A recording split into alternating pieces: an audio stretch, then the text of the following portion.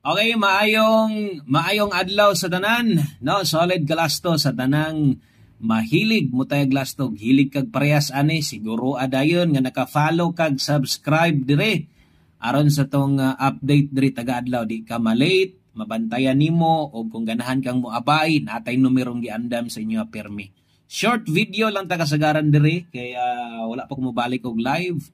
So next year na ko puhon-puhon mobalik og live dire kay mubalik na kong STL puhon-puhon. So abang-abang mo, diri na ito ibutang itong STL lokal, Visayas, Mindanao, pero pinili na lang nga STL.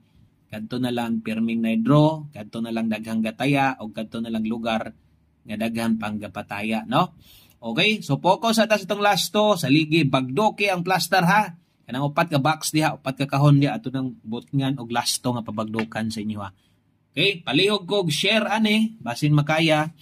Okay, salamat kaayo. Good luck sa mga moabay karon.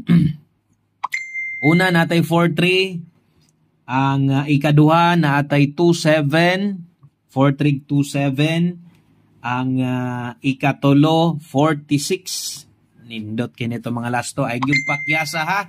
Abay gyud gihapon sa tong lasto, win or loss kung mapildi man gani itong lasto dire. Tagsara kay ni kabiyaan ni 7-0. Kana lang.